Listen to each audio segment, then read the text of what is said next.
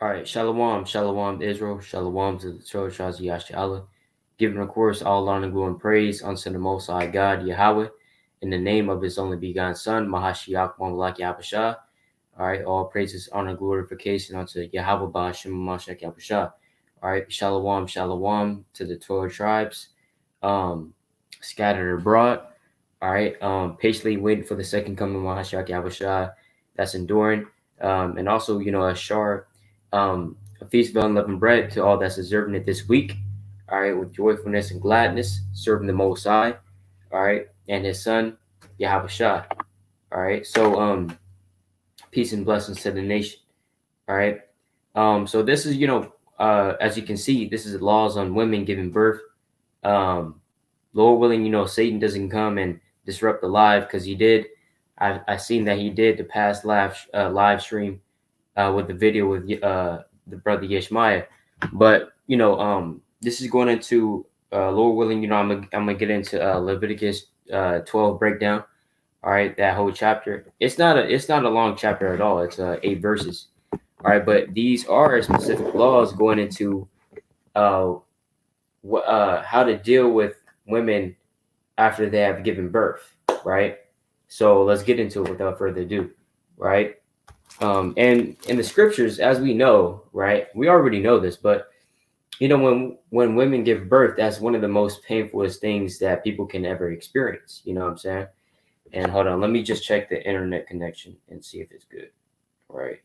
So let me just check here real quick. All right. Let me just all right, calm. All praises. Right. So let me just get some precepts on that. Okay. Let me just get some precepts on that because I just want to kick that off. Let me get the book of John, right? It's the book of John, chapter 16 and verse 21. A woman, when she is in travail, have sorrow because her hour is come. What does it mean when she's in travail? Basically when the scripture says, like, as a woman in travail, you might see that a lot when you're reading the scriptures, when you're reading the Bible.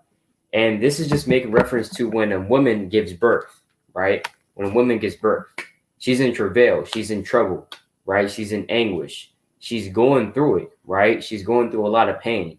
And the scriptures identify this all the time. And it even has a symbolic meaning as well.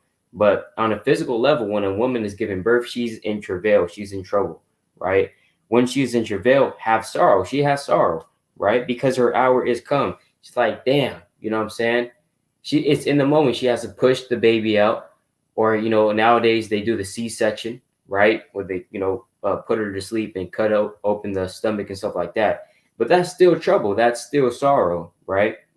But as soon as she is delivered of the child, meaning the child comes out of the womb, she remembers no more the anguish for joy that a man is born into the world. So she forgets all the trouble and anguish that she has because now she gets to hold the child, right? And she's glad of that. She's joyful of that, right? So Yahweh Shah right now, he's making an analogy because he's making it slaki. Let me just read verse 20 because Yahweh Shah, he's making an analogy. I don't want to get too deep, but let me just read this. Verse 20. Verily, verily, I say unto you that ye shall weep and lament, but the world shall rejoice. Why? Because Yahweh Shah this is right before Yahweh Shah gets delivered up, right? He's saying to his apostles that, look, you guys are going to weep and lament because I'm gone, right? But the world, they're going to rejoice because I'm gone, right? Because the world hated Yahweh Shah. I'm talking about people in the world, right? It says, and ye shall be sorrowful, right? But your sorrow shall be turned into joy. The apostles and the disciples of Yahweh Shah, their sorrow is going to be turned into joy. Why? Because they're going to receive the kingdom of heaven, right? In verse 21, right? And Yahweh Shah is making that analogy, like, when a woman, she's giving birth, she's in sorrow, she's in pain, but right after, when her baby comes out, she forgets all the sorrow and the pain and the tribulation, and because the baby has came out, right, of her womb. Let's get another scripture on how birth, even in the scriptures, is seen as a very painful thing, right?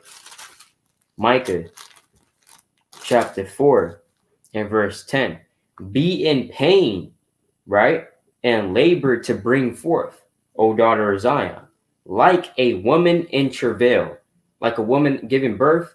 We also have to be in pain and labor, right? Because a woman, you know, when you look at the movies, or if you ever seen a woman basically push out a baby right out of her womb, hey, she is in pain and she is laboring. She's sweating, she is yelling, right? It's all hell breaking loose.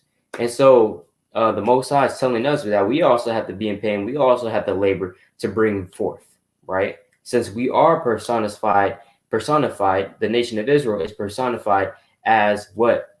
A comely and delicate woman, Jeremiah chapter 6, verse 2, right? And a proper use of a woman, her duty is to what? Bring forth children, right? Be in pain and labor to bring forth, O daughter of Zion, like a woman in travail. For now shalt thou go forth out of the city, and thou shalt dwell in the field, and thou shalt go even to Babylon. There shalt thou be delivered. There the Lord shall redeem thee from the hand of thine enemies. All right. So that's going into the prophecy about us going into Babylon the Great, which is America, and the Lord is going to deliver us a mass majority of Israelites here, even though we're scattered throughout the four corners of the earth. All right. But let's go back to Leviticus or Salaki. All right, let's get into this. Leviticus chapter 12 and verse 1.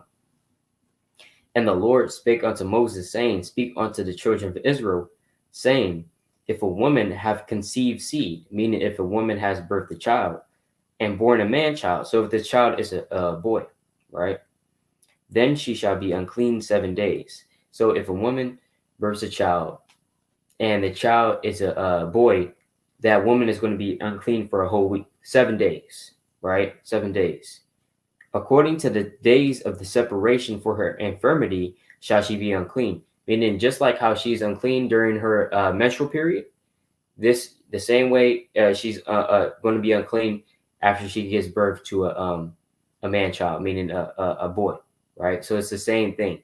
Because when you read in Leviticus chapter 15, if a woman has the issue of blood, meaning her menstrual cycle or her menstrual period, if she's on her period, then she's unclean as well for I believe 7 days, right? I believe 7 days, if I'm not mistaken, right? But you can read that for yourself. Read Leviticus chapter 15. That's going into the laws of purification, right? Like if you know what to do after you have laid down with your woman, stuff like which is called seeded copulation, stuff like what to do when the woman is on a menstrual period, how long is she unclean, stuff like that. You can read that for yourself.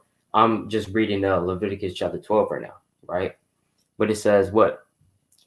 Leviticus chapter 12 verse 3, and she had to separate herself, right? Because she's unclean for 7 days because she has just birthed a man child, right?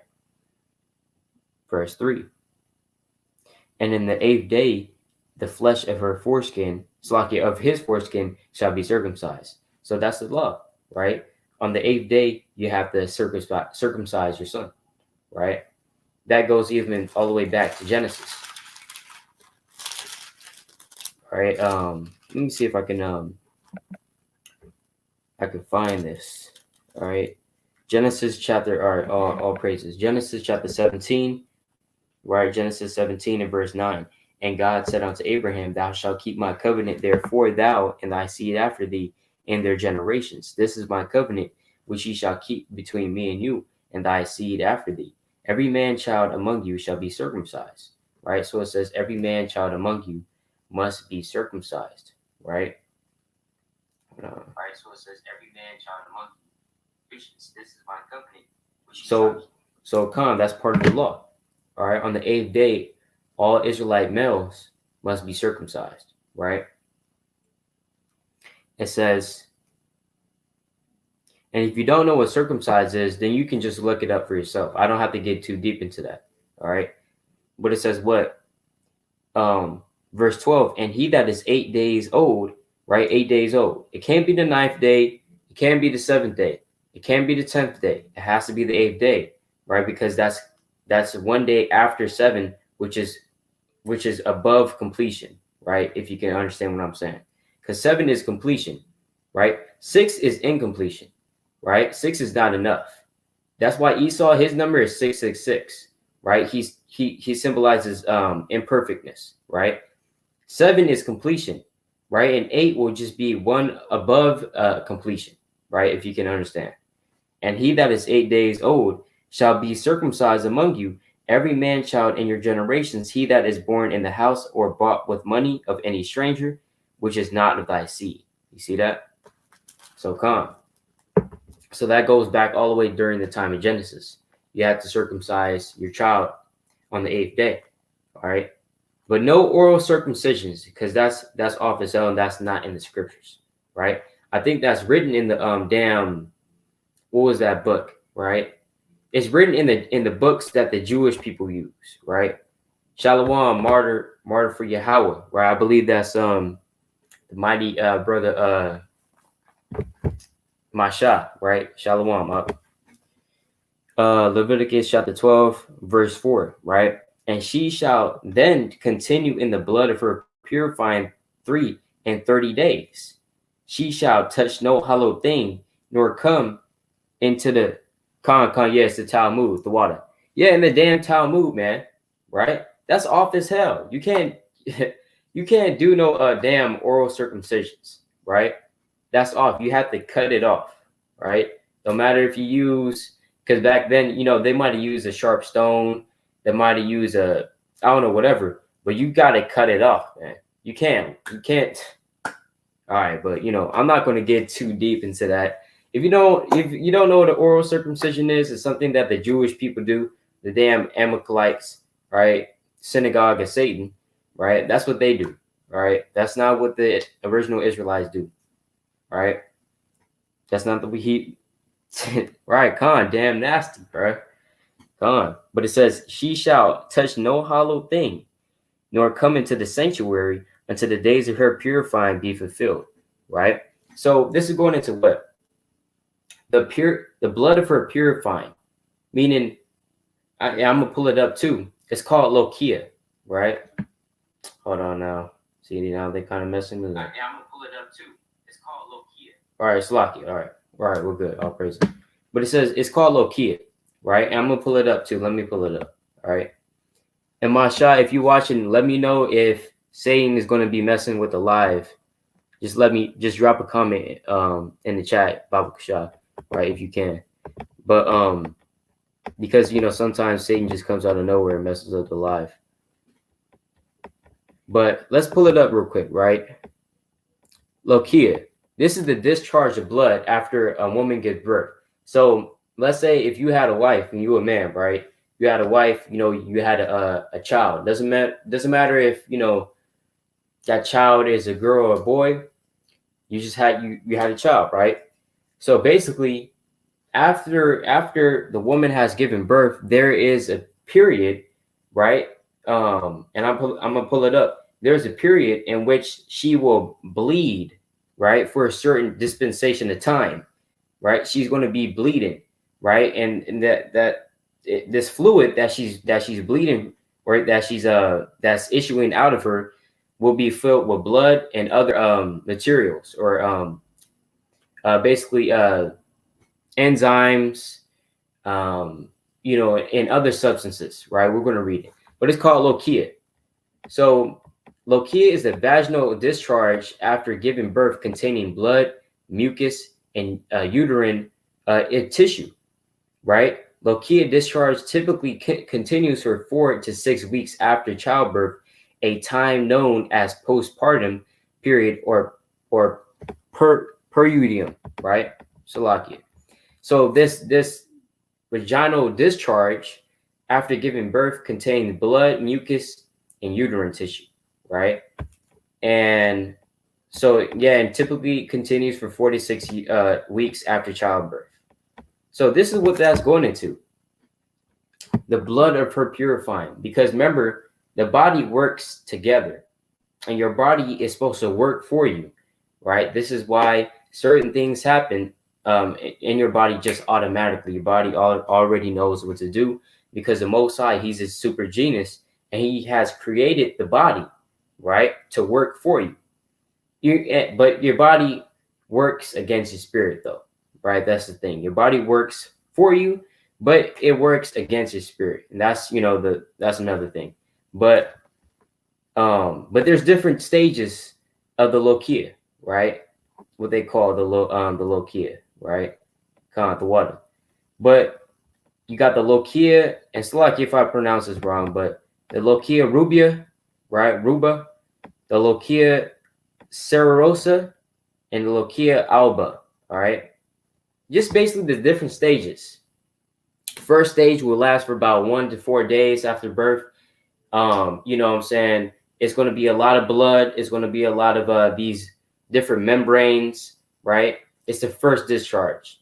The second will be less blood. Maybe it'll be spots, right?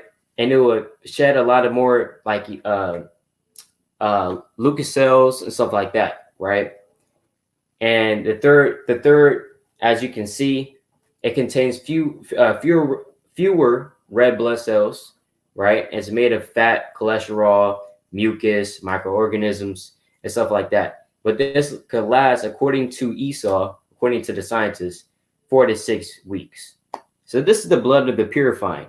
So the blood is going to purify itself after a woman has given birth. And this is why, women also go through what?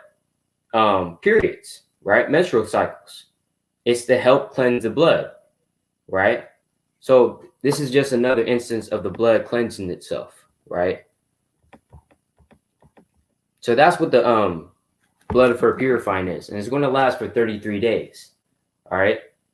For a man-child, though. If a woman gives birth to a son, right, then this blood, or the blood of her purifying period is going to last for 33 days.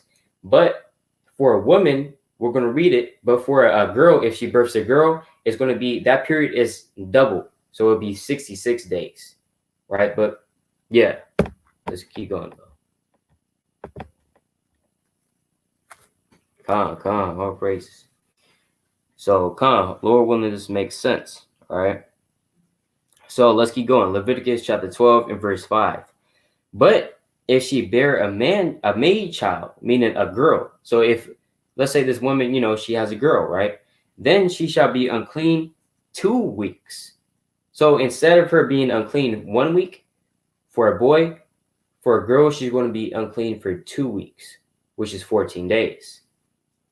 As in her separation is making reference to when she has a regular menstrual cycle. So it's going to be like just how she has a menstrual cycle, right? She's going to be separated. And she shall continue in the blood of her purifying 66 days, right? 66 days. Now, a score is a 20. 60, which is 60, right? And 6, meaning 66 days, right? Verse 6. So she had to undergo this blood of her purification. She had to wait for 66 days. Now, remember, during the time of the blood of her purifying, she could not touch any hollow thing. She couldn't touch any holy thing. Now, some of the holy and sacred things include what? The first tithes, the flesh of thanks and peace offerings. All right, these are some of the holy things that she could not touch. She also couldn't come nigh the what? She couldn't come to the what? The sanctuary. She couldn't come close to the temple of the sanctuary, right? That's according to the law. And this was for any child, right? Verse 6, right? So let's go down to verse 6. And when the days of her purifying are fulfilled for a son or for a daughter, so after the days of the purifying period, whether it was 33 days or 66 days, what? Then what? For a daughter, she shall bring a lamb of the first year for a burnt offering. So she had to bring a lamb for of first year, meaning a lamb that's 1 year old. She had to bring one for a burnt offering, and a young pigeon or a turtle dove for a sin offering. So she could bring a lamb and a young dove or a turtle dove, right? onto the door of the tabernacle of the congregation unto the priest. So they had to bring it to the priest, who shall offer it before the Lord and make an atonement for her, and she shall be cleansed from the issue of her blood. This is the law for her that have born a male or a female, right? So whether she is born a male or a female, she had to bring the lamb of the first year, or a turtle dove, right? Or a pigeon, all right? So a lamb of the first year and a turtle dove or a pigeon, all right? And then she had to bring it to the priest, and the priest will offer it for her, and she'll be cleansed of the issue for her blood, and she'll be cool, right? Verse 8. But here's the scenario, right? And if she be not able to bring a lamb, so let's say this woman, they don't have enough money, whatever situation she's in, and she cannot bring a lamb, right? Then what? Then she shall bring 2 turtles, right? This is make a reference to 2 turtle doves, 2 turtles or 2 young pigeons, the one for the burnt offering and the other for a sin offering, and the priest shall make an atonement for her, and she shall be clean. You see that? So, and verse 8 shows you that the law shows mercy unto the poor, right? Because, hey, all of Israel didn't have just lambs, running around. Not all of Israel had, was like Job, who had, hundreds of cattle, hundreds of lamb, stuff like that, right? So, if you didn't have a lamb at the time, hey, the law said, look, you can bring 2 turtles or 2 young pigeons, right? So that just shows you the mercy of the Most High as well, all right? All praises to the Most High. And also, let me get this in the book of Luke, chapter 2, right? So, not that complicated. Obviously, people that have given birth, right? Sisters that have given birth, or brothers that have women or have wives that have given birth, of course, they know how to break this down way more better than me in experience, right? Because they have seen these things firsthand, right? I've only been to the hospital, in terms of my mom giving birth, right? But of course, that was when I was younger, all right? But all praises. Luke chapter 2 and verse 22, right? It says, and when the days of her purification, hold on, let me start at verse 21, right? Luke chapter 2 and verse 21. And when 8 days were accomplished for the circumcision of the child, his name was called Yahushua, which was so named of the angel before he was conceived in the womb. So Yahushua, he was circumcised on the 8th day, of course, because Joseph and Mary, they kept the laws, right? And Joseph was the father of Yahushua, all right? Joseph was the biological father of Yahushua. Let's put that out there, all right? Let's just put that out there. There is no immaculate conception, all right? That is pagan. That is pagan. That is a pagan ideology, all right? That does not stem from the scriptures. But it says what? So he was called Yahushua, right? Verse 22. And when the days of her purification, according to the law of Moses, we just read it, right? We just read in Numbers, all right? The days of her purification, according to the law of Moses, Leviticus, right? Leviticus. But it says, and when the days of her purification, according to the law of Moses, were accomplished, they brought him to Jerusalem to present him to the Lord. Because first of all, Yahushua was the firstborn, and second of all, he had to be presented to Jerusalem, because guess what? Mary had to bring a sacrifice, right? Because they were keeping the law, right? That's facts, man. Verse 23. As it is written in the law of the Lord, every male that openeth the womb shall be called holy to the Lord. And you can read about that in Exodus chapter 13. The reason why every man child of Israel that openeth the matrix or openeth the womb is holy to the Lord is because the Lord killed every firstborn of Egypt, right? So we had to be redeemed because, like, for example, me, I'm the firstborn of my house, right? Of my household. So I'm the firstborn male, right? So I had to be redeemed. Let's say we're in ancient Israel. I had to be brought to Jerusalem, so that my parents will give basically a sacrifice to redeem me back from the Most High, because the Lord said all the firstborn of Israel are mine, right? So I had to be redeemed back, and the price for that redemption, or basically it's kind of like a ransom, but that price will be what? A sacrifice, right? And you can read about that in Exodus chapter 13, all right? Verse 24, and to offer a sacrifice according to that which is said in the law of the Lord. And we just read that in Leviticus chapter 12, right? A pair of turtle doves or 2 pigeons, right? So we just read as an example in the scriptures, and also in the so-called New Testament in Luke chapter 2, right? That Mary and Joseph brought Yahushua to Jerusalem to keep the laws of the Most High, right? So all praises to the Most High. So, Lord willing, this was edifying. This was just going into the laws on women giving birth, what to do. It's not that complicated, right? So like, but if y'all got any questions, you can drop them in the chat. If not, I'm gonna close out. All right.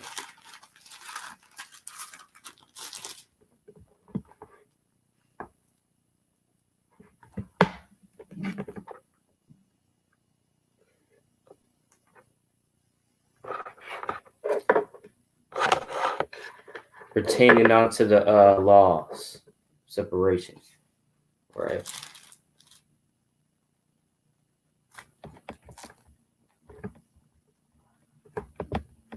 All right, well, I guess not. Yeah, so Lord willing, this was edifying. Lord willing, we're also going to go live again today, right? Later today, at around 7 or 8. Remember, I'm on the PST, right? Pacific Standard Time, so-called. So 7 or 8 around on my time zone, right? And we're going to go into a part 2, because 1 year ago, me and the brother Tyzar Gabar did our first video. So we're going to do kind of like a second part 2 on the video that we did exactly 1 year ago. All right. So with that, I'd like to give all honor, glory, and praise unto Yahweh Ba Shem Mashak Yahweh. Lord willing, this was edifying. Shalom.